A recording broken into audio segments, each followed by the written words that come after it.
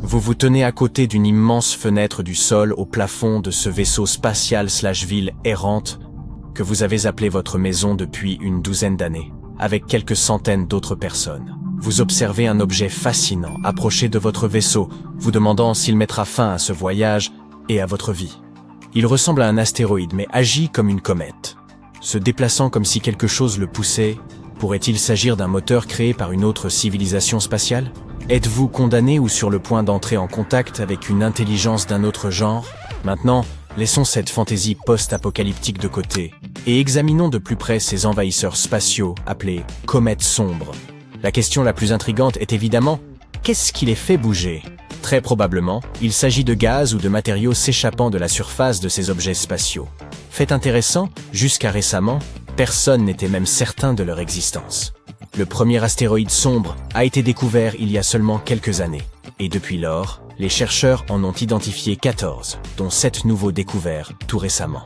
L'histoire des comètes sombres a commencé en 2016, lorsque des scientifiques ont remarqué quelque chose d'étrange à propos d'un astéroïde appelé 2003 RM. Son orbite n'était pas tout à fait ce qu'ils attendaient. Elle avait légèrement dévié, et personne ne pouvait expliquer ce changement par le comportement typique d'un astéroïde, lorsqu'ils reçoivent de petites poussées causées par le réchauffement inégal d'un astéroïde par la lumière du Soleil. Au lieu de cela, le mouvement suggérait que 2003 RM pourrait avoir libéré du matériau, ce que font souvent les comètes. Mais il y avait un hic. L'objet ne ressemblait pas à une comète.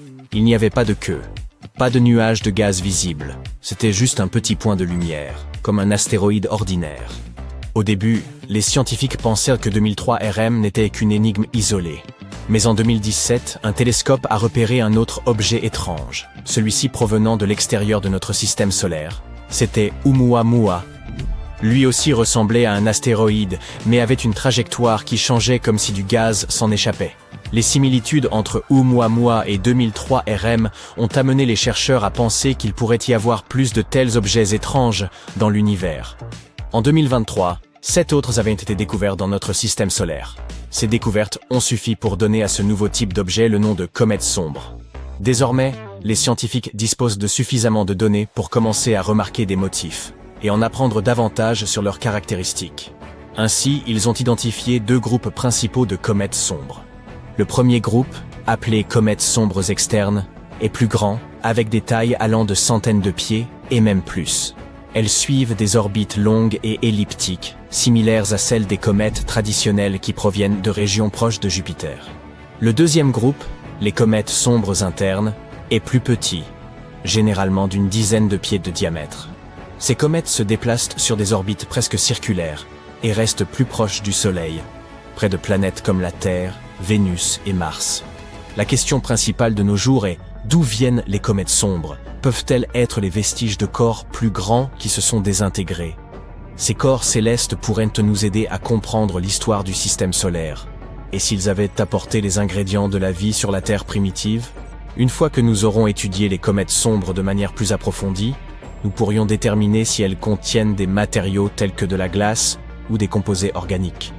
Et en effet, certains chercheurs sont certains que les comètes sombres peuvent contenir ou ont pu contenir de la glace et ont joué un rôle important dans l'apport d'eau sur Terre. Selon quelques études, certains astéroïdes dans la ceinture d'astéroïdes, une région entre Mars et Jupiter remplie de débris rocheux, pourraient avoir de la glace sous leur surface. Et cette glace provenant de la ceinture d'astéroïdes pourrait avoir voyagé jusqu'à l'espace proche de la Terre. En d'autres termes, cela pourrait être un chemin permettant à l'eau d'atteindre notre planète. Jusqu'à présent, personne n'affirme que les comètes sombres ont définitivement apporté de l'eau sur Terre. Mais elles pourraient être un autre mécanisme permettant de déplacer de la glace d'une partie du système solaire à une autre. L'étude suggère également une connexion entre les comètes sombres et un groupe connu sous le nom de comètes de la famille de Jupiter. Ce sont des comètes dont les orbites sont fortement influencées par la gravité de Jupiter, souvent les attirant vers le Soleil.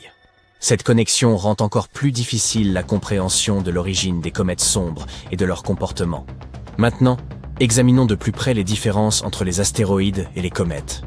Les astéroïdes traditionnels sont des corps rocheux qui orbitent relativement près du Soleil, généralement à l'intérieur de la ligne de glace. Cette région est si proche du Soleil que toute glace présente à la surface d'un astéroïde se transformerait directement d'un état solide à un état gazeux, ne laissant derrière elle que de la roche. Les comètes, quant à elles, sont des corps glacés qui se forment plus loin du Soleil. Lorsqu'elles s'approchent du système solaire interne, leur glace commence également à passer d'un état solide à un état gazeux, créant un nuage visible, appelé chevelure, ou une queue tout en libérant poussière et gaz. Les comètes sombres brouillent ces définitions. Elles apparaissent comme des objets rocheux semblables à des astéroïdes sans coma ni queue, mais elles présentent un comportement typique des comètes, à savoir de petites accélérations non gravitationnelles. Ces accélérations se produisent lorsque la glace se transforme en gaz, donnant à l'objet une légère impulsion. Après avoir analysé 7 comètes sombres connues, les astronomes ont estimé qu'entre 0,5% et 60% de tous les objets géocroiseurs pourraient appartenir à cette catégorie mystérieuse. Et comme les comètes sombres proviennent probablement de la ceinture d'astéroïdes, il est probable que de la glace existe même dans les régions de la ceinture auparavant considérées comme trop chaudes. Désormais, les objets proches de la Terre tels que les comètes sombres ne restent pas éternellement dans la même orbite. L'environnement proche de la Terre est instable et les objets y demeurent généralement pendant environ 10 millions d'années. Puisque le système solaire est âgé de plus de 4,5 milliards d'années, cela signifie que de nouveaux objets proches de la Terre doivent constamment remplacer ceux qui sont perdus. Des astronomes ont utilisé des modèles informatiques pour simuler le mouvement des objets sous l'influence d'accélérations non gravitationnelles. Ils ont retracé les trajectoires de ces objets sur une période de 100 000 ans et ont découvert que beaucoup d'entre eux se retrouvaient dans les mêmes régions où nous trouvons les comètes sombres aujourd'hui. Maintenant, vous vous souvenez de cette roche spatiale 2003 RM, qui a été la première à être appelée une comète sombre. Eh bien, elle a fourni un indice particulièrement intéressant. Son orbite elliptique la rapproche de la Terre, puis l'emmène près de Jupiter avant de revenir vers la Terre. Cette trajectoire correspond à ce que les scientifiques s'attendraient d'une comète de la famille de Jupiter. Un objet qui a probablement été dévié vers l'intérieur de son orbite originale. Cependant, la plupart des autres comètes sombres étudiées semblent provenir des régions intérieures de la ceinture d'astéroïdes, plus proches de Mars. Les comètes sombres sont souvent petites et tournent rapidement. Les astronomes les décrivent souvent comme des glaçons sales. Tout cela parce que ces objets sont un mélange de roches et de glace, et lorsqu'ils traversent la ligne de glace, leur glace commence à se transformer en gaz. Ce processus non seulement provoque ces petites accélérations non gravitationnelles, mais augmente également leur vitesse de rotation. Et plus ces objets tournent rapidement, plus ils peuvent se désintégrer facilement en fragments plus petits. Les morceaux qui se détachent contiennent également de la glace. Et à mesure qu'ils tournent de plus en plus vite, ils se brisent en morceaux encore plus petits. Ce processus continue jusqu'à ce qu'il ne reste que des objets très petits, tournant rapidement. Ce cycle de fragmentation aide à expliquer pourquoi les comètes sombres sont souvent si minuscules. Mais cela pourrait aussi signifier qu'il y en a plus que ce que nous connaissons actuellement. La recherche sur les comètes sombres offre de nouvelles perspectives sur la distribution de la glace dans le système solaire et ses voies potentielles vers l'environnement proche de la Terre. Elle soulève également des questions intrigantes. Par exemple, quelle quantité de glace reste cachée dans la ceinture d'astéroïdes?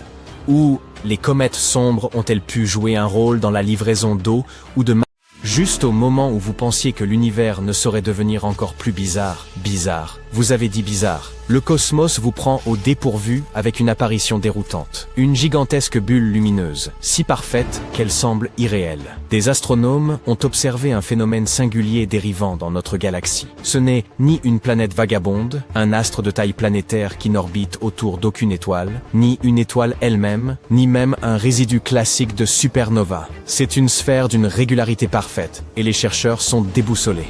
En explorant les relevés d'un radiotélescope d'une puissance exceptionnelle, des astronomes ont repéré un objet intrigant, une bulle parfaitement sphérique. Leur première hypothèse fut celle d'un vestige de supernova, l'explosion d'une étoile massive. Mais ce qui les a véritablement troublés, c'est la perfection anormale de cette structure. Habituellement, ce type d'explosion stellaire engendre des nuées chaotiques aux contours irréguliers. Or, la structure nouvellement observée semblait avoir été tracée au compas, tant ces lignes étaient nettes. Les chercheurs l'ont baptisé téléos, un terme grec ancien signifiant « parfait ». Bien qu'ils aient envisagé plusieurs explications, aucune ne s'est révélée satisfaisante à ce jour. Cet étrange corps céleste a été découvert à l'aide d'un télescope situé en Australie, connu sous le nom d'ASCAP. Cet instrument scrute le ciel pour recenser divers objets circulaires étranges, dans le cadre d'un programme intitulé Carte évolutive de l'univers. Certains de ces cercles lointains, appelés ORC, sigle pour Odd Radio Circles, ou cercles radio étranges, suscitent déjà de profondes interrogations parmi les scientifiques. Mais celui-ci se distingue des précédents, car il se trouve à l'intérieur même de notre propre galaxie. Pourtant, bien que Teleios soit techniquement plus proche de nous, les chercheurs peinent à en évaluer la distance exacte. Cette incertitude complique d'autant plus l'identification de son origine et de sa formation. En examinant cette bulle spatiale avec encore plus d'attention, les chercheurs ont relevé un détail troublant. L'objet n'émet qu'une lueur extrêmement ténue, détectable uniquement dans les ondes radio, rien dans le spectre visible ni dans les rayons X. Sur la base de cette lueur, ils supposent qu'il pourrait s'agir de l'enveloppe résiduelle laissée par une supernova thermonucléaire, l'une des plus brillantes et violentes que l'univers soit capable de produire. Ce type d'explosion survient lorsqu'une naine blanche, une étoile morte extrêmement dense, attire la matière d'une étoile voisine. Elle continue d'en absorber jusqu'à atteindre une masse critique, trop lourde à supporter, et finit alors par exploser en libérant une immense énergie. Ce mécanisme semble cohérent. Toutefois, déterminer la distance réelle de cet objet demeure complexe. Après avoir effectué plusieurs calculs, les scientifiques ont abouti à deux hypothèses. Soit Teleios se situe à environ 7175 années-lumière, soit il est bien plus éloigné, à quelques 25 114 années-lumière. Enfin, à peu de choses près. Tout dépend de l'estimation correcte. Si Teleios est relativement proche, il mesurerait environ 46 années-lumière de diamètre, ce qui en ferait un reste de supernova assez jeune, sans doute âgé de moins de 3000 ans. Mais s'il est situé à la plus grande distance, il atteindrait un diamètre impressionnant de 157 années-lumière et pourrait alors avoir plus de 10 000 ans. Alors, quelle est la bonne réponse? C'est précisément là que les difficultés commencent. Les chercheurs disposent de modèles décrivant le comportement attendu des restes de supernova. L'un des indicateurs essentiels est l'émission de rayons X. Or, comme vous vous en souvenez peut-être, Teleios n'en émet aucun. Pas la moindre trace de rayonnement X n'a été détectée. C'est là tout le mystère. Comment un objet censé produire ce type de rayonnement peut-il rester entièrement silencieux? Rien ne semble cohérent, et les scientifiques restent désemparés. Une autre piste étudiée par les scientifiques est que Teleios ne serait pas du tout un reste ordinaire de supernova.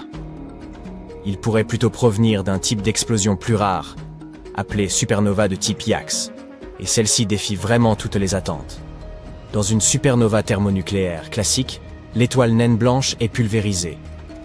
Mais dans le cas d'une supernova IAX, elle n'est pas complètement détruite. Elle survit partiellement, devenant une étoile zombie, blessée mais toujours présente. Ce scénario expliquerait en réalité bien des aspects de l'apparence et de la lueur de Teleios. Cependant, dans cette hypothèse, l'objet devrait être bien plus proche de nous, à environ 3262 années-lumière. Il serait alors aussi beaucoup plus petit, ne mesurant qu'environ 11 années-lumière de diamètre. Ce qui rend cette idée particulièrement intrigante, c'est qu'une étoile bien réelle, située à cette distance, pourrait être la fameuse étoile zombie. Mace, et c'est un mais de taille, les autres mesures de distance contredisent toute cette possibilité. Cette hypothèse semble donc être une impasse. Autre étrangeté, la forme presque parfaitement sphérique de Teleios. Cela n'a rien d'habituel. Les explosions de supernova sont généralement désordonnées et asymétriques. L'onde de choc traverse des nuages de gaz ou de poussière, et certaines parties se propagent plus vite que d'autres. À la longue, la structure qui en résulte devient irrégulière, voire déformée ou fragmentée. Mais ici, l'objet semble parfaitement sphérique, tel un ballon. Un tel cas est rarissime.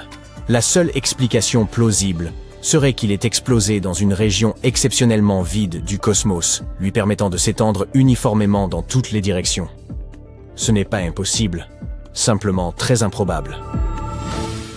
Dès lors, compte tenu de sa forme singulière, peut-on envisager que Teleios soit un objet artificiel? Pourrait-il s'agir d'une sphère de Dyson? Ce concept théorique décrit une mégastructure entourant une étoile afin de capter l'intégralité de son énergie.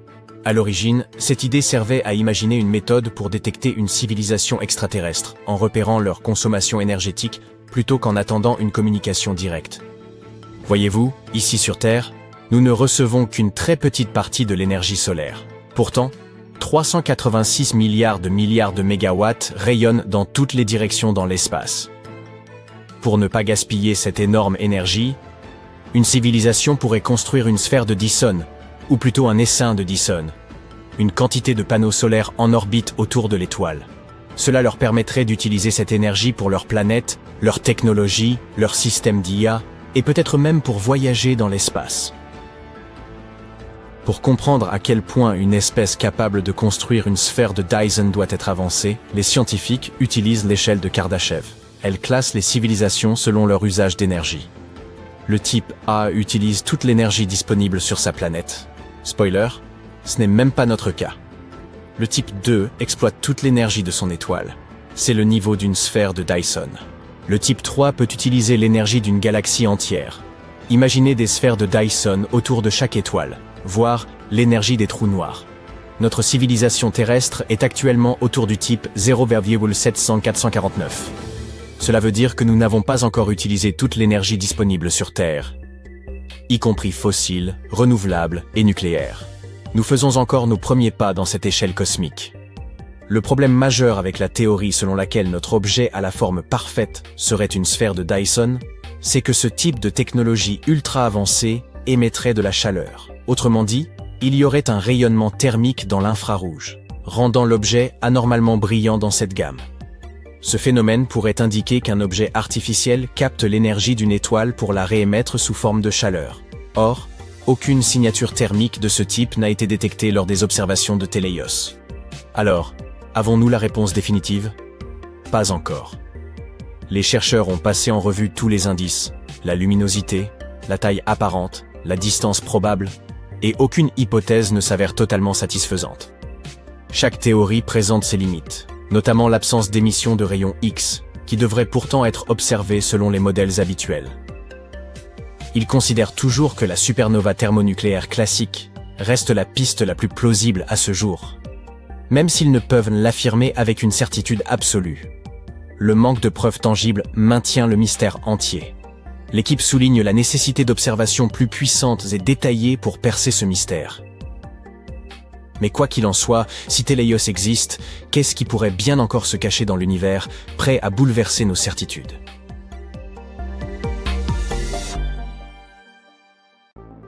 Des astronomes ont détecté une douzaine d'explosions mystérieuses dans l'univers, dont on ignore encore la véritable nature et les causes. Pour l'instant, elles se manifestent à environ 200 millions d'années-lumière. Mais que se passerait-il si, un jour, elles survenaient bien plus près de la Terre? Tout a débuté en 2018. Ce jour-là, des télescopes ont capté un immense boom provenant du fin fond de l'espace. Cette explosion était d'une intensité extraordinaire, environ 100 fois plus lumineuse qu'une supernova classique. Habituellement, ce type d'événement met des semaines, voire des mois, à décliner. Mais celui-ci est passé d'un kaboom à un pouf, disparu en quelques jours à peine. Il atteignit une température extrême et une taille comparable à celle de notre système solaire tout entier, avant de s'évanouir comme s'il n'avait jamais existé. De quoi désarçonner les scientifiques. On a surnommé cette explosion la vache, car son nom officiel était jugé trop long et peu engageant. Depuis lors, les astronomes sont partis en quête de phénomènes similaires, et effectivement, d'autres ont été découverts, à qui l'on a également attribué des noms d'animaux inhabituels. C'est ainsi qu'on a eu le koala en 2018, le chameau en 2020, le diable de Tasmanie en 2022 et le passereau ou le faon en 2023. Ces étranges événements appartiennent à une catégorie baptisée LFBOT, acronyme anglais de transitoires optiques bleus lumineux et rapides. Lumineux car ils brillent intensément, rapides parce qu'ils surgissent et s'éteignent en un éclair. Leur couleur bleue provient de leur température, de l'ordre de 40 000 degrés. Quant à l'expression transitoires optiques, elle signifie qu'ils sont visibles dans la lumière ordinaire, mais ne durent que peu de temps. À ce jour encore, les chercheurs demeurent perplexes et tentent d'élucider l'origine de ces flashs cosmiques insolites. On dirait que l'univers joue une partie dont les règles nous échappent totalement. Au départ, les scientifiques ont cru qu'il s'agissait de supernovae ratées, des étoiles qui tentent d'exploser mais s'effondrent sur elles-mêmes, un peu comme un ballon qui imploserait. Ce type de collapsus peut engendrer un trou noir central, lequel dévore ensuite l'étoile de l'intérieur. Mais récemment, une nouvelle hypothèse a vu le jour, tout aussi fascinante qu'inquiétante. Elle concerne les trous noirs, ces vestiges extrêmement denses d'étoiles disparues. Leur force gravitationnelle est telle que même la lumière ne peut s'en échapper lorsqu'elle s'en approche trop. C'est pourquoi ils sont entièrement invisibles et ne peuvent être observés directement. À présent, certains spécialistes de l'espace avancent que des trous noirs encore non identifiés, ni trop grands, ni trop petits, pourraient aspirer les étoiles qui s'en approchent trop, provoquant ainsi ces explosions. Ces objets sont appelés trous noirs de masse intermédiaire, mais personne n'en a encore observé. Ils figurent parmi les plus grands mystères de l'univers. Et nous allons tenter d'en percer le secret dans un instant. Mais avant cela, sachez qu'un nouveau LF-Bot vient tout juste d'être repéré dans l'espace. Il a été détecté par un télescope basé à Liverpool et porte pour l'instant le nom de AT2024VPP. Et oui, les chercheurs n'ont pas encore trouvé de surnom animalier, mais la guêpe semble faire partie des propositions envisagées. Qu'en pensez-vous? Dites-le nous en commentaire. L'un des chercheurs affirme qu'il s'agit du plus marquant depuis la vache. Cette nouvelle explosion cosmique est fascinante et d'une extrême luminosité. Tout comme moi, haha. Peut-être même la plus intense depuis l'apparition des premiers LF-Bots en 2018. Ce nouveau boom de la guêpe ne semble pas non plus correspondre à une supernova ratée. Et pourtant, les scientifiques examinent toutes les données pour le confirmer. Les scientifiques sont désormais assez convaincus que des trous noirs de masse intermédiaire, capables de produire ces explosions, doivent exister quelque part. C'est comme pressentir la présence d'une créature cachée dans l'espace, sans avoir encore réussi à l'observer. Certains estiment même que cette hypothèse est la plus enthousiasmante, et qu'elle pourrait contribuer à percer le mystère de la matière noire, l'une des plus grandes énigmes de l'univers. Quelle que soit la vérité, une découverte récente pourrait éclairer la question des trous noirs de masse intermédiaire. En effet, lorsqu'il s'agit de ces objets, l'univers en présente plusieurs catégories. Les petits, les immenses, et ceux qui se situent entre les deux. Les plus modestes sont appelés trous noirs de masse stellaire.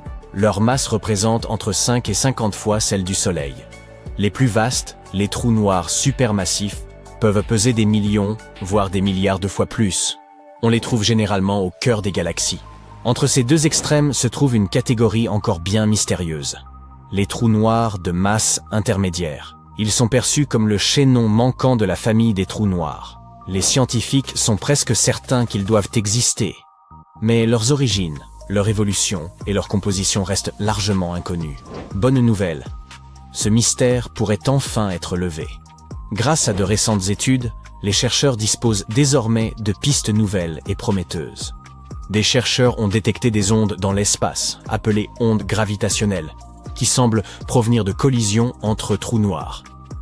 Et pas n'importe lesquels. Ceux dont la masse est comprise entre 100 et 300 fois celle du Soleil. Ce pourraient bien être les fameux trous noirs de taille moyenne. De plus, il s'agirait des plus grandes collisions de trous noirs jamais enregistrées depuis la Terre. Les trous noirs peuvent être considérés comme les fossiles de l'espace. Ils renferment des indices sur les premières phases de l'histoire cosmique. Ceux qui viennent d'être découverts pourraient même nous renseigner sur les premières étoiles qui ont illuminé l'univers. Toutefois, les instruments terrestres comme LIGO, acronyme de l'Observatoire d'ondes gravitationnelles par interférométrie laser, ne captent qu'un minuscule instant de ces collisions. Une fraction de seconde à peine, ce qui complique l'identification de l'origine de ces trous noirs intermédiaires. Face à ces limites, les scientifiques ont mis au point une nouvelle stratégie. Un laboratoire prépare une mission spatiale baptisée LISA, pour Laser Interferometer Space Antenna. Ce projet commun de la NASA et de l'Agence spatiale européenne devrait être lancé à la fin des années 2030. LISA flottera dans l'espace et pourra observer l'intégralité des collisions entre trous noirs, pas uniquement l'ultime explosion. Elle sera même capable de suivre leur trajectoire plusieurs années avant qu'ils ne fusionnent. Et si tout fonctionne comme prévu, nous pourrions enfin comprendre l'origine de ces mystérieux objets et en apprendre davantage sur les débuts de notre univers. Vous vous demandez sans doute comment LISA va procéder. Rappelez-vous, nous avons évoqué ces ondulations qui se propagent dans l'espace, appelées ondes gravitationnelles, émises lorsque des trous noirs entrent en collision. Eh bien, LISA est conçue pour capter ces signaux. Elle flottera dans l'espace à l'affût de toutes sortes de secousses cosmiques, pas seulement des événements intenses, mais aussi de petits trous noirs gravitant autour de géants. En quoi les ondes gravitationnelles sont-elles si précieuses? De nombreux objets cosmiques sont invisibles au télescope classique, car ils n'émettent aucune lumière. Mais ces ondes, elles, traversent l'univers sans se soucier de l'obscurité. Elles nous révèlent ce qui se cache dans les zones les plus inaccessibles. En les étudiant, les scientifiques espèrent découvrir des phénomènes encore inconnus. Les trous noirs, les origines de l'univers, et peut-être même des éléments dont nous ignorons l'existence. Grâce à LISA, nous pourrions mieux comprendre la naissance de l'univers, son évolution, ainsi que sa composition. Revenons à ces collisions de trous noirs. Les repérer n'est pas chose facile, mais les chercheurs ont trouvé une solution ingénieuse. Ils ont recours à l'intelligence artificielle pour filtrer les signaux et éviter qu'ils ne soient brouillés par le bruit de fond terrestre ou par les interférences des instruments. Cette approche s'inscrit dans un projet combinant l'IA à la recherche spatiale. Les scientifiques sont de plus en plus convaincus de la réalité des trous noirs de masse intermédiaire, ceux situés entre les petits et les supermassifs. Et ces objets figurent sans doute parmi les plus passionnants à explorer grâce aux ondes gravitationnelles, qu'elles soient détectées depuis la Terre ou depuis l'espace. La prochaine étape majeure, la Lune. Des détecteurs installés à sa surface pourraient capter certains types d'ondes que les instruments terrestres ne perçoivent pas. Cela permettrait de mieux localiser ces trous noirs dans l'immensité du cosmos. Parallèlement à ces travaux, les scientifiques préparent aussi l'exploration humaine de la Lune. Ils assistent la NASA dans le choix des sites les plus prometteurs pour les missions à venir, en se concentrant sur des objectifs scientifiques majeurs tels que la physique solaire, la météo spatiale ou les lois fondamentales de l'univers. C'est une période enthousiasmante, autant pour l'étude des trous noirs que pour le lien entre science et exploration spatiale. Si la Terre avait la taille d'une pièce de 5 centimes, Neptune serait environ aussi grande qu'une balle de baseball. C'est impressionnant. Mais cela reste dérisoire face à la gigantesque 9e planète qui pourrait se cacher plus loin encore. Aujourd'hui, la longue quête de la planète 9 pourrait enfin arriver à son terme. Le problème ne venait pas de l'endroit observé, mais de la méthode employée. Les chercheurs pourraient ainsi avoir réalisé la plus grande découverte du système solaire depuis des décennies. L'hypothèse de l'existence d'une planète au-delà de Neptune circule depuis de nombreuses années. Vous avez sans doute appris à l'école que la 9e planète était Pluton. Pourtant, oubliez Pluton. Depuis 2006, elle a été reléguée à une catégorie moins prestigieuse. Il est ici question de la planète 9, une planète géante hypothétique qui pourrait être notre voisine cosmique. Nous ne l'avons jamais observée directement, mais les scientifiques sont convaincus qu'elle se cache quelque part aux confins du système solaire. Pour comprendre pourquoi les chercheurs en sont arrivés à cette conclusion, nous avons besoin d'une feuille de papier. En voici une. On y pose une pièce, et soudain, celle-ci se met à bouger. À moins d'évoquer un pouvoir surnaturel, il est évident qu'elle ne se déplace pas seule. Vous en déduisez donc qu'une personne hors de vue manipule un aimant de l'autre côté. L'aimant vous est invisible, mais il explique le mouvement. Il en va de même pour la planète 9. Nous ne pouvons pas la voir, ni encore prouver son existence. Mais elle pourrait expliquer les trajectoires inhabituelles observées dans les régions lointaines de l'espace. Par exemple, les planètes de notre système solaire gravitent sur un plan relativement plat, incliné d'environ 6 degrés par rapport au Soleil. Mais pourquoi 6 degrés? En réalité, nul ne le sait avec certitude. Certains chercheurs estiment que cette légère inclinaison pourrait résulter de l'attraction exercée par une 9e planète. Son existence permettrait aussi d'expliquer les trajectoires inhabituelles d'objets plus petits situés dans la lointaine ceinture de Kuiper, une région riche en débris glacés qui s'étend bien au-delà de l'orbite de Neptune. En 2016, des chercheurs de Caltech ont publié une étude consacrée à la planète 9. Ils avançaient qu'elle pourrait posséder une masse environ 10 fois supérieure à celle de la Terre et suivre une orbite extrêmement allongée. Autrement dit, elle mettrait un temps considérable à accomplir une révolution autour du Soleil. Pour cette raison, elle se situerait dans les régions externes du système solaire, à une distance considérable. Elle graviterait ainsi 20 à 30 fois plus loin du Soleil que Neptune. Selon ces scientifiques, la planète 9 pourrait mettre jusqu'à 28 000 années terrestres pour effectuer une seule orbite complète. En raison de son extrême éloignement, il est presque impossible de l'observer directement. Ainsi, malgré l'attrait de cette hypothèse, aucune preuve irréfutable de l'existence de la planète 9 n'a encore été obtenue, quoique les choses puissent évoluer. En mai 2025, une équipe de l'Université nationale Tsinghua aurait peut-être réalisé l'une des découvertes les plus marquantes du système solaire. L'idée avancée est que la planète 9 n'aurait pas été détectée jusqu'à présent, faute d'une méthode adaptée. Cette nouvelle étude pose alors une question essentielle. Et si cette planète apparaissait en réalité plus brillante en lumière infrarouge qu'en lumière visible? J'explique. Les scientifiques ont jusqu'ici cherché la planète 9 grâce à la lumière qu'elle réfléchit. Or, pour la détecter dans le visible, la lumière solaire doit atteindre cette planète lointaine, se réfléchir sur sa surface, puis revenir jusqu'à la Terre. Si une planète de taille comparable à Neptune se trouvait environ 10 fois plus loin que Neptune, elle apparaîtrait près de 10 000 fois plus faible. En revanche, son propre rayonnement thermique, c'est-à-dire sa chaleur, n'a qu'un trajet à parcourir. Ainsi, en infrarouge, la planète 9 ne serait qu'environ 100 fois moins lumineuse, ce qui rend les télescopes spatiaux infrarouges bien plus adaptés à sa recherche. C'est précisément le principe de cette nouvelle étude. L'équipe s'est plongée dans les archives afin d'examiner d'anciens relevés infrarouges du ciel. Ces données provenaient de deux sources majeures. La première était d'IRAS, un satellite lancé dans les années 80 qui a cartographié le ciel pendant près d'1 an.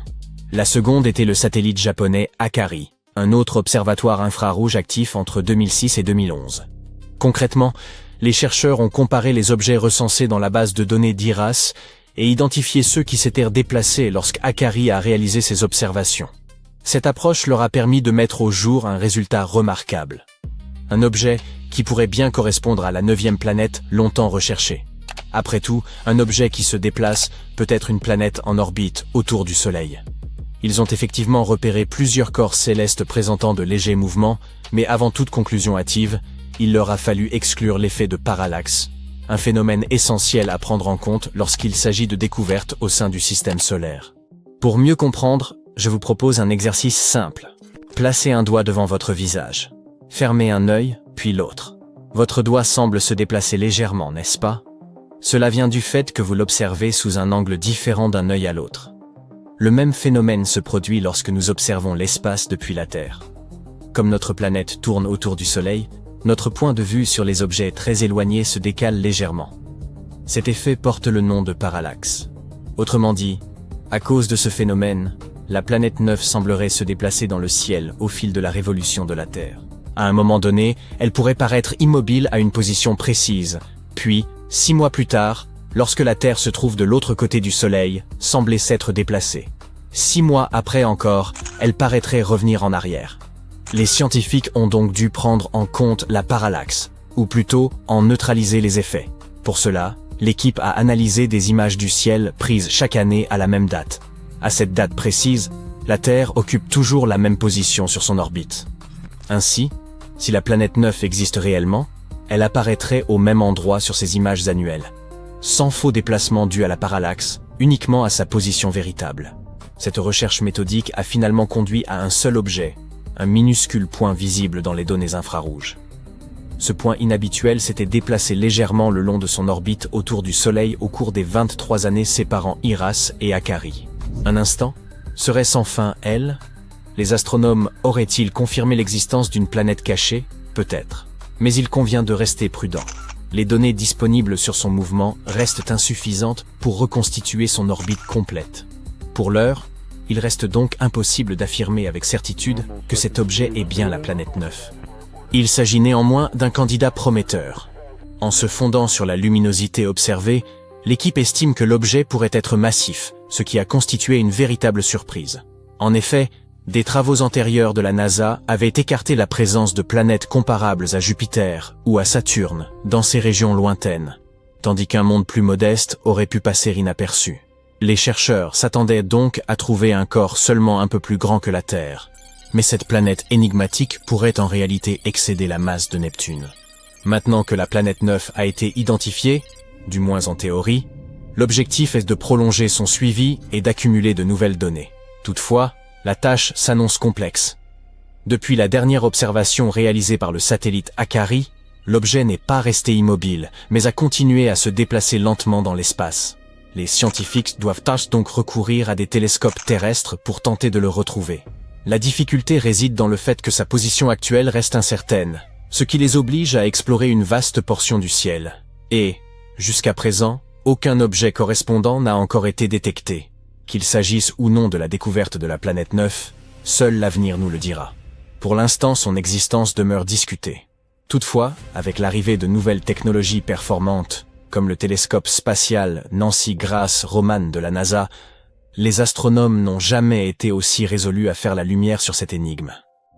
Ce module, le Cosmos 482, une capsule de haute technologie, avait été conçu pour résister aux chaleurs les plus extrêmes d'une autre planète. Mais un incident est survenu. Il n'a jamais quitté l'orbite terrestre. Durant plus d'un demi-siècle, il a tourné en silence autour de la planète, complètement oublié, jusqu'à aujourd'hui. En mai 2025, la gravité a fini par l'attirer vers la Terre. Le voici de retour, conçu pour endurer la rentrée atmosphérique, mais si imprévisible qu'il pourrait s'écraser n'importe où.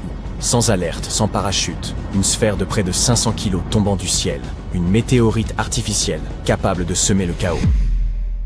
En 1972, cette sphère à l'allure étrange fut lancée pour une mission à destination de Vénus. Imaginez Vénus comme la jumelle maléfique de la Terre, semblable en taille, mais la ressemblance s'arrête là. C'est la planète la plus brûlante du système solaire, avec des températures pouvant atteindre les 460 degrés, assez pour faire fondre le plomb. Sa pression atmosphérique est environ 93 fois supérieure à celle de la Terre, ce qui reviendrait à se retrouver à plus de 900 mètres sous la mer, écrasé comme dans un compacteur d'ordures. Et son atmosphère, composée de dioxyde de carbone, est parcourue de nuages déversant littéralement de l'acide sulfurique. Une véritable fournaise infernale. Pourtant, Cosmos 482 était censé y parvenir et s'y poser. Mais pas pour bien longtemps. Il s'agissait d'une mission de reconnaissance vouée à l'autodestruction. Le vaisseau était censé se poser et transmettre quelques données, pendant quelques instants, tout au plus, sur une surface capable d'écraser, brûler et désagréger presque tout ce qui la touche. Par quel miracle! Il disposait de boucliers thermiques pour traverser les flammes de l'atmosphère, d'un minuscule système de refroidissement pour résister quelques minutes, et d'un blindage conçu pour affronter les conditions extrêmes de Vénus. C'était, à vrai dire, une sorte de coffre-fort technologique, spécialement conçu pour un aller simple. Et cela dès le début des années 70. Détail fascinant. Même de nos jours, aucun appareil n'a encore été fabriqué pour survivre à un tel environnement. Nos submersibles de haute profondeur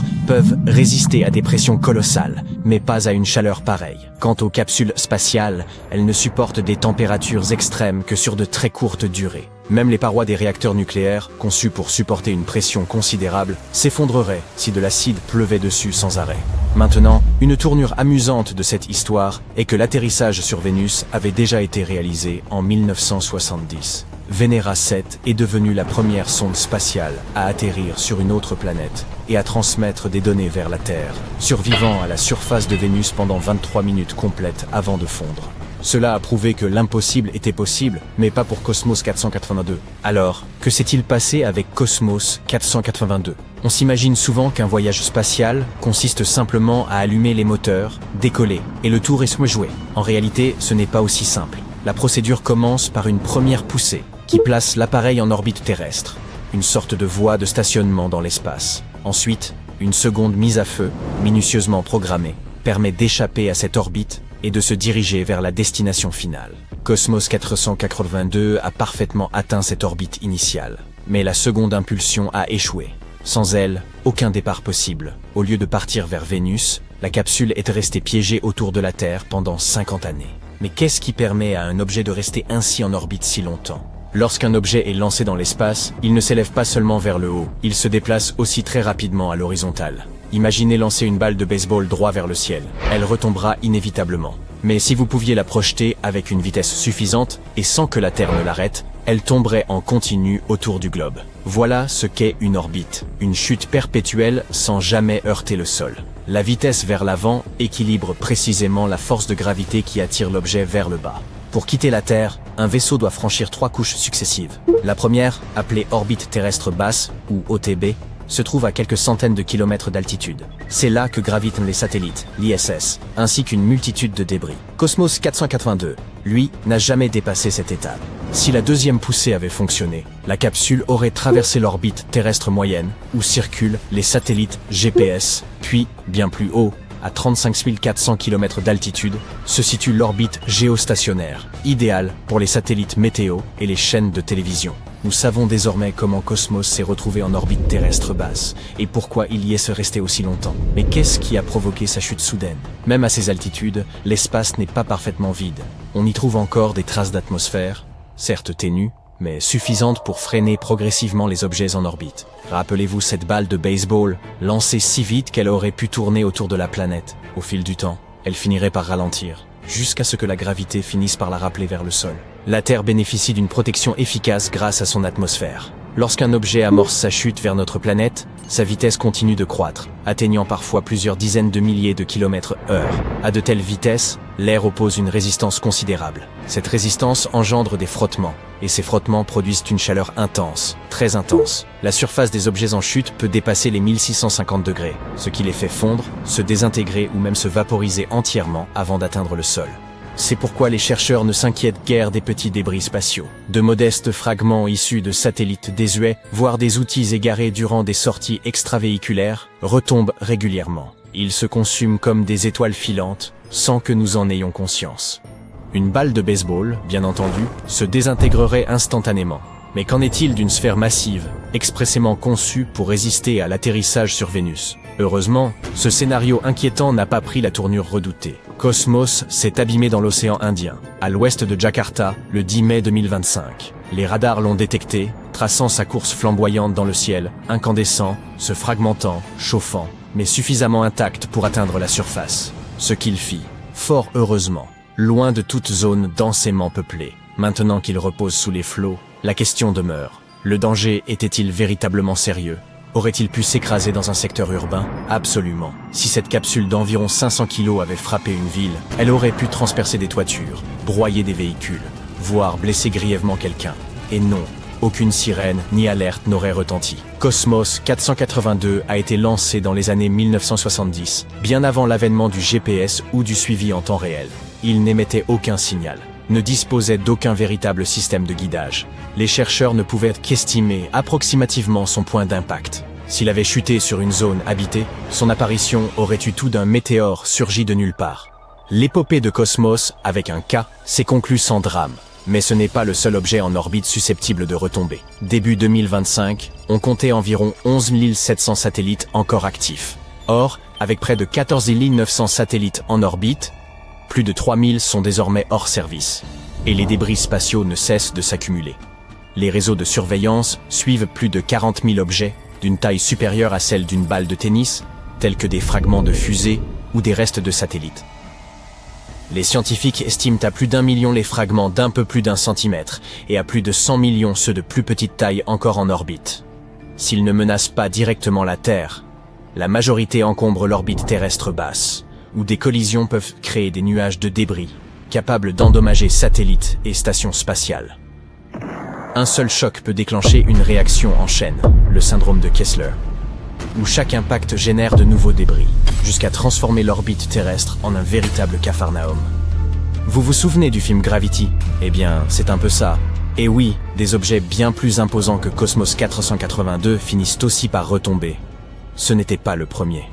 En 2016, la station chinoise Tiangong-1 a perdu le contact, et 2 ans plus tard, elle est rentrée dans l'atmosphère avant de se consumer au-dessus du Pacifique. En 2001, la célèbre station Mir a été volontairement désorbitée. Et en 1991, la station Salyut 7 est retombée sans cri et gare. Cette station de 40 tonnes s'est désintégrée en rentrant dans l'atmosphère, et les fragments ayant survécu sont retombés sur l'Argentine. Un autre exemple. En 1979, Skylab, première station américaine, est revenue sur Terre sans contrôle total. Des morceaux ont atterri en Australie occidentale. À l'époque, certains journaux offraient même des récompenses à quiconque en retrouvait un débris.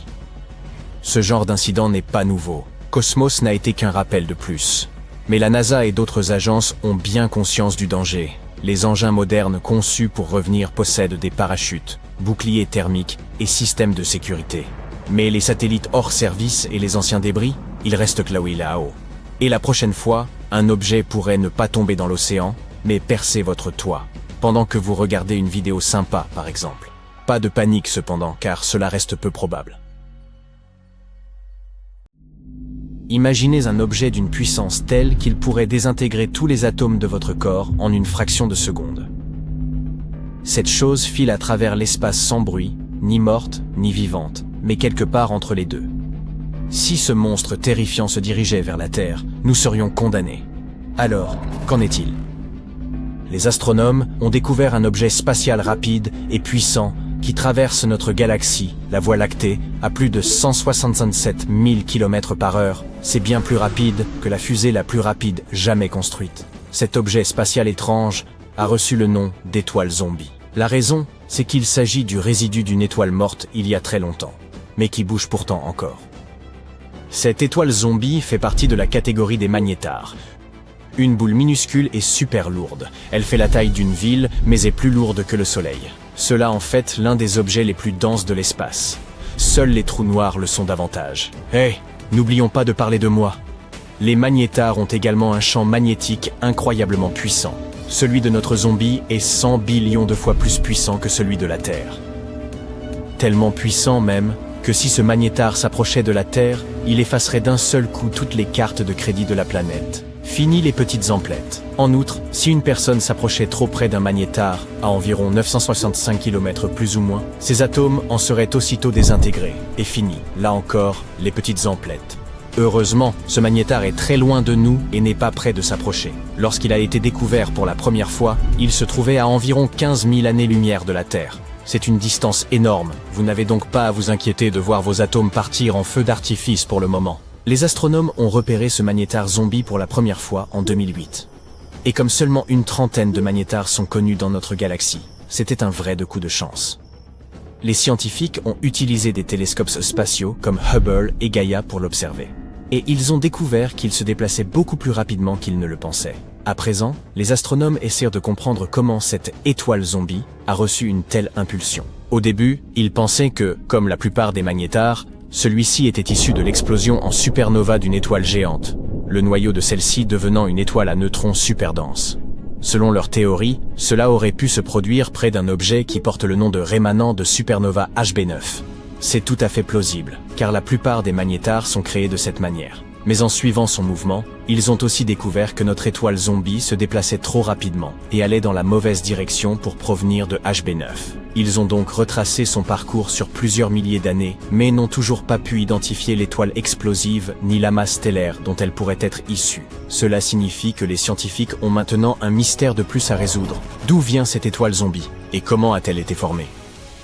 Selon l'une de leurs hypothèses, elle proviendrait en réalité d'une naine blanche, le noyau restant d'une étoile de la taille de notre Soleil après l'épuisement de tout son carburant. Normalement, lorsque les naines blanches explosent, elles sont complètement détruites. Mais dans de rares cas, au lieu de se désintégrer, la naine blanche s'effondre sur elle-même et se transforme en étoile à neutrons. Cette étoile à neutrons peut alors devenir un magnétar. Cette exceptionnelle formation de magnétars nous renseigne aussi un peu sur une autre grande énigme, les sursauts radio rapides, ou FRB. Il s'agit de flashs très rapides et puissants d'énergie radio provenant de l'espace profond. Certains FRB viennent de galaxies si anciennes qu'on s'étonne qu'elles puissent encore contenir des étoiles capables d'exploser. Mais si les magnétars peuvent naître de l'effondrement de naines blanches, cela pourrait expliquer comment ces FRB continuent de survenir. Quoi qu'il en soit, comprendre comment se forment les magnétars pourrait nous permettre d'expliquer de nombreux événements étranges et puissants que nous observons dans l'univers. Cependant, l'enquête se poursuit et aucune réponse n'a encore été trouvée. Les étoiles zombies qui errent à travers l'univers ne sont pas le seul mystère qu'il nous reste à résoudre. En voyageant à travers le cosmos, vous pourriez tomber sur un étrange objet qui ne ressemble à rien. À une distance de 700 millions d'années-lumière de la Terre, il y a un trou, un vide contenant un tout petit nombre de galaxies. Cette région est à peu près sphérique et fait environ 330 millions d'années-lumière de diamètre. Elle pourrait contenir notre galaxie, la Voie lactée. Des milliers et des milliers de fois, c'est le mystérieux vide du Bouvier, ou grand vide. Vous voyez, les galaxies sont comme des toiles géantes. La plupart d'entre elles font partie de longues structures appelées filaments. Ceux-ci se déploient à travers le cosmos, et lorsqu'ils se rencontrent, ils forment des régions à forte concentration de galaxies. Ces régions sont ce que nous connaissons sous le nom d'amas de galaxies. Mais entre ces amas et ces filaments, il y a d'énormes vides dans lesquels ne se trouvent que très peu de galaxies. Ces vides constituent presque 80% de l'univers observable, et la plupart d'entre eux sont immenses, de 30 à 300 millions d'années-lumière de large. Le vide du Bouvier est l'un des plus massifs. Il a même remporté le titre de supervide.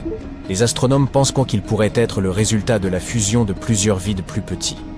Mais qu'est-ce qui a bien pu causer l'apparition de ces gigantesques zones vides ? nous pourrions trouver une explication dans l'origine de l'univers. Dans ces premiers jours, je n'étais pas encore né, moi. Toute la matière de l'univers était rassemblée de manière assez compacte. Les astronomes pensent même que nous avions là une espèce de soupe uniforme. Mais bientôt, des fluctuations quantiques aléatoires ont commencé à distribuer toute cette matière. Certaines zones sont devenues plus denses et leur attraction gravitationnelle est devenue plus forte. Elles ont commencé à voler de la matière aux régions moins denses. Résultat, elles sont devenues encore plus denses et elles ont attiré de plus en plus de matière. Parallèlement, de petits amas se sont mis à s'éloigner du centre, formant des galaxies. Si vous pouviez visiter l'amas stellaire qui porte le nom de Palomar 5, vous oublieriez à peu près tout des vides, des super-vides, et même des étoiles zombies. Au lieu de cela, il vous faudrait vous concentrer sur votre survie, car la région cache, en son sein, un essaim de plus de 100 trous noirs. Et ces trous noirs ne sont pas simplement là à ne rien faire. Ils travaillent, façonnant l'amas en permanence. Palomar 5 est un groupe d'étoiles situé à environ 80 000 années-lumière de la Terre. Normalement, des amas comme celui-ci sont plutôt denses, avec des étoiles toutes serrées les unes contre les autres. Mais Palomar 5 est différent. Il est étendu et possède une énorme queue d'étoiles qui s'étire sur 30 000 années-lumière. Cette magnifique queue porte le nom de courant stellaire. C'est comme si les étoiles ruisselaient de l'amas, créant une longue rivière de lumière. Les courants stellaires comme celui-ci sont rares et difficiles à étudier. Les amas globulaires comme celui-ci sont extrêmement vieux. Certains sont presque aussi anciens que l'univers lui-même. Mais Palomar 5 se distingue également par le fait qu'il est le seul amas à posséder encore un courant stellaire, du moins à notre connaissance. Et ce sont les trous noirs présents au sein de l'amas qui pourraient être responsables de cela. Ils exercent en effet une attraction sur les étoiles, perturbant leurs orbites et les projetant vers l'extérieur, ou devrais-je dire les propulsant, je ne sais pas. Quoi qu'il en soit, ces étoiles composent le courant stellaire. Au fil du temps, de plus en plus d'étoiles sont expulsées. Palomar 5 a bien plus de trous noirs que prévu. Environ 20% de la masse de cet amas est constituée de trous noirs. Il y en a plus de 100, chacun ayant environ 20 fois la masse de notre Soleil. Bien sûr, Palomar 5 ne durera pas éternellement. Dans environ 1 milliard d'années, il se désintégrera complètement. À ce moment-là, toutes ces étoiles auront disparu, ne laissant derrière elles que les trous noirs. Ceux-ci orbiteront autour de la Voie lactée, tel un vestige fantomatique. Bien que cet amas soit relativement effrayant, il existe quelque chose d'encore plus inquiétant dans l'espace observable. Les épais nuages de gaz et de poussière appelés nébuleuses. L'une des plus étranges est probablement NGC 2392, située à 5000 années-lumière de la Terre dans la constellation des Gémeaux. Elle a été découverte il y a plus de 200 ans et est devenue célèbre en raison de sa curieuse apparence. C'est essentiellement un disque de matière avec un anneau d'objets en forme de comète. Les queues de ces objets s'éloignent de l'étoile située au centre de la nébuleuse. Les bandes oranges dans la partie externe du nuage s'étendent sur des années-lumière dans toutes les directions. Le centre ressemble à une pelote de ficelle, mais en réalité, c'est une bulle de matière projetée dans l'espace par le vent de matière produit par l'étoile centrale. Incroyable. Un géant se cache dans le ciel. Kipu est le plus grand objet que nous ayons jamais découvert dans l'univers proche. Cela fait des années qu'il perturbait notre compréhension du cosmos, et nous venons enfin de mettre le doigt dessus. Kipu est dense, puissant et dangereux si on l'ignore. Si nous ne comprenons pas ce genre de structure, nous risquons d'interpréter l'univers complètement de travers. Alors, de quoi s'agit-il exactement? Eh bien, pas d'un objet solide, comme une planète ou une étoile. Et ce n'est pas non plus une chose unique. C'est une superstructure, en gros, une région entière de l'univers. Un enchevêtrement de matière qui s'étend sur un espace immense et qui est maintenu par la gravité. Kipu est constitué d'un immense réseau de galaxies, des amas absolument gigantesques, ainsi que de gaz et de matière noire. C'est comme une autoroute où les amas seraient les villes, les divers filaments les routes secondaires, et la matière noire l'infrastructure invisible qui maintiendrait le tout. Et ce géant s'étend sur 1,3 milliard d'années-lumière. Cela signifie que si vous voyagiez à la vitesse de la lumière, il vous faudrait 1,3 milliard d'années pour le traverser. Kipu contient également 200 quadrillions de masse solaire, même s'il ne représente que 13% de l'univers observable. Le nom Kipu vient du système de cordes nouées utilisé par les Incas pour consigner des informations. C'était comme un système d'écriture. Dans ce système, chaque nœud, chaque couleur et chaque torsion racontait une histoire. Des chiffres, des impôts, des récoltes et ainsi de suite. Ainsi, lorsque les astronomes ont découvert cette structure colossale dans l'espace, longue, enchevêtrée et ramifiée comme des cordes, ils se sont dit que ce nom lui conviendrait. De plus, la forme de la structure est assez proche de celle des quipus incas. Il y a un long filament central, et des filaments plus petits se ramifient sur les côtés. Le plus fascinant dans tout ça, c'est que Quipu n'est pas seul. Lorsque les scientifiques ont cartographié cette partie de l'univers, ils ont en fait découvert 5 de ces structures massives. Elles ne sont pas apparues tout d'un coup. Elles se sont formées au cours de milliards d'années, sous l'effet de la gravité qui a lentement rassemblé la matière. Au total, ces géantes contiennent près de la moitié de tous les amas de galaxies de cette région, 30% de toutes les galaxies, et un quart de toute la matière de l'univers observable. L'équipe qui a découvert Quipu a utilisé une astuce ingénieuse. Elle a recherché les rayons X provenant des amas de galaxies. Ces amas ne sont pas seulement remplis de galaxies, ils contiennent également du gaz extrêmement chaud. Ce gaz est si chaud qu'il rayonne dans le spectre des rayons X, que nous ne pouvons pas voir à l'œil nu, mais grâce à certains télescopes. Si ces rayons X sont si intenses, cela signifie qu'il y a là une quantité énorme de matière, galaxies, gaz et matière noire, attirées par la gravité. C'est dans ces zones que l'univers est le plus dense et le plus compact. En suivant les rayons X, les scientifiques ont donc pu dresser une carte des plus grandes structures cosmiques existantes, par exemple, de Quipu. Pourquoi est-ce important? Parce que ces mégastructures perturbent tout. Tout d'abord, elles déforment le fond diffus cosmologique, c'est-à-dire la lumière issue du Big Bang. Il s'agit d'une faible lueur qui emplit tout l'univers.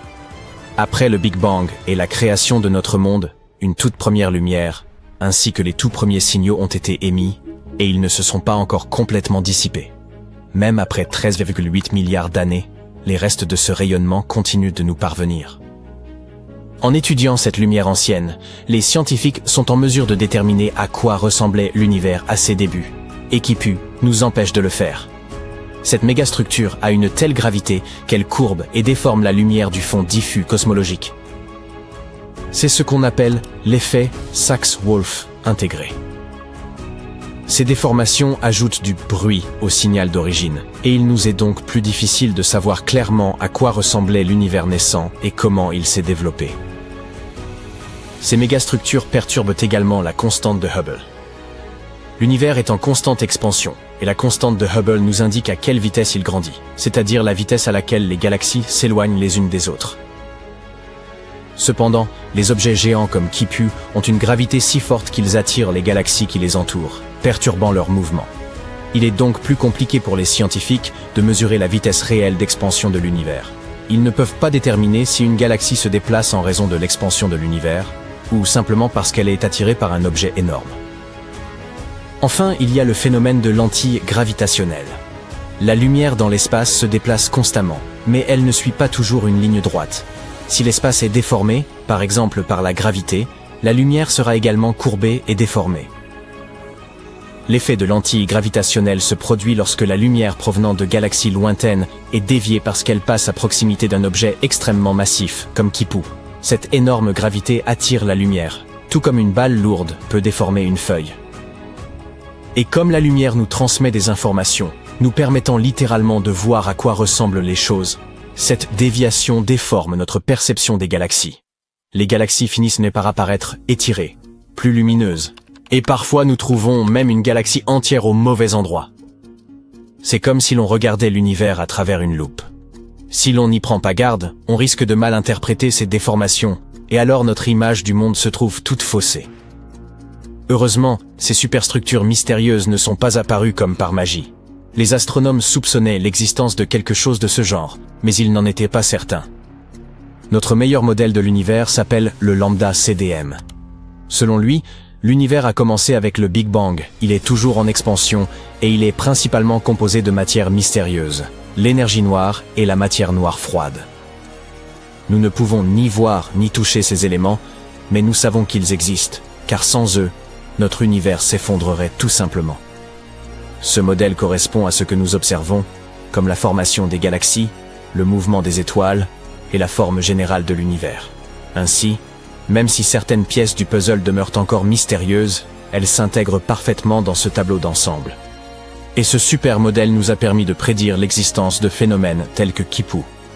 Lorsque les scientifiques ont effectué des simulations, ils ont pu observer la formation de structures similaires, d'immenses réseaux cosmiques de galaxies reliées entre elles par la gravité. Et Kipu correspondait à ces prédictions dans la réalité. Cela signifie également que le modèle lambda CDM reflète bel et bien l'univers réel. Pas de surprise de ce côté-là. Mais maintenant, il nous reste à savoir ce que nous devons faire de ce qui s'avère être la plus grande structure connue dans l'univers observable. Il existait un autre géant avant Kipu, le Grand Mur de Sloan. Découvert en 2003, il était considéré comme l'une des plus grandes structures jamais observées. C'est un véritable monstre. Le Grand Mur de Sloan s'étend sur plus d'1 milliard d'années-lumière. On l'appelle mur, mais ce n'est pas un mur comme ceux que l'on trouve sur Terre. C'est aussi un vaste réseau cosmique composé de milliers de galaxies et de gaz, le tout relié par de la matière noire. Ce qui rend Kipu et le Grand Mur de Sloan si fascinants, c'est qu'ils semblent tout simplement trop grands pour être réels. Selon le modèle lambda CDM, des structures aussi gigantesques ne devraient pas être courantes, surtout à l'époque où elles se sont formées. Comment ces géants ont-ils pu apparaître si rapidement dans un univers censé grandir, s'étendre et se lisser au fil du temps? Et si nous continuons à en découvrir d'autres, ce qui serait complètement insensé, cela pourrait signifier que quelque chose de plus profond se cache dans la structure du cosmos. Tout cela fait partie de notre incroyable voyage copernicien. Une longue série de découvertes qui ne cesse de nous rendre plus humbles face à l'immensité de l'univers. Chaque fois que nous faisons une découverte de ce genre, nous comprenons un peu mieux que nous ne sommes pas du tout le centre de l'univers. Nous avons d'abord appris que la Terre n'était pas le centre du système solaire. Ensuite, nous avons découvert que le système solaire n'était qu'un grain de poussière parmi d'autres dans la galaxie. Aujourd'hui, même les superamas de galaxies, que nous croyions être les plus grands objets existants, se voient éclipsés par des structures telles que Kipu et le Grand Mur de Sloan. Cependant, ces structures ne sont pas éternelles. Kipu est temporaire. Au fil de milliards d'années, la gravité le déchirera et le